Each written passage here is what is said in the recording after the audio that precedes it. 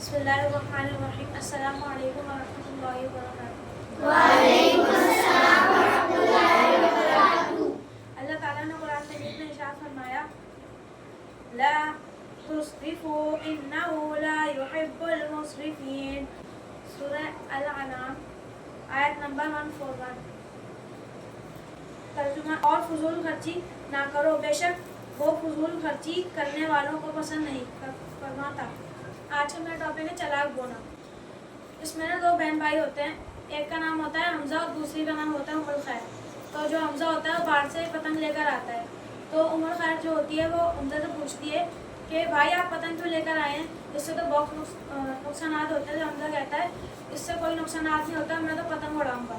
तो हमजा छत पर चला जाता है और उमर खैर कहती है कि मैं बाबा से शिकायत लगाऊंगी आपकी। तो जो हमजा मगरिब के बाद नीचे आ जाता है और उसके बाबा भी काम से आ जाते हैं। तो जो हमजा के जो बाबा होते हैं हमजा से पूछते हैं कि बेटा आप कहाँ गए थे। तो हमजा ने कहा कि मैं पतंग उड़ाने गया था। तो जो उसके बाद मगरिब की अजान होती है और उमर खैर पूरे घर की लाइट खोल देती है। तो जो उमर खैर के जो बाबा होते हैं वो उमर खैर से पूछते हैं बेटा आपने पूरे घर की लाइट क्यों खोल दी। तो उमर खैर ने कहा कि ऐसी। तो उमर खैर के बाबा कहने लगे कि ये करना फजूल खर्ची है और इससे अल्लाह ताला भी नाराज़ होता है। तो जो उमर खैर के जो बाबा हैं वो उमर खैर को एक आयत पढ़ के सुनाते हैं कि अल्लाह ताला ने कुरान मजीद में इरशाद फरमाया, और फजूल खर्ची ना करो, बेशक फजूल खर्ची करने वालों को वो पसंद नहीं करता। तो जो हमजा होता है वो रात को सो जाता है और लाइट जलाकर। तो जो हमजा के ख्वाब में ना फिर उसके कमरे में ना अंधेरा होता है। तो जो हमजा उठकर जो लाइट खोलता है तो उसके बल्ब में से ना एक बोना निकलता है और हमजा जैसे ही लाइट बंद करता है वो धुएं की तरह उस बल्ब में वापस चला जाता है। हमजा फिर लाइट खोलता है तो वो बोना फिर से आता है और उसके बाबा के बटन में से पैसे लेकर फिर लाइट भी चला जाता है।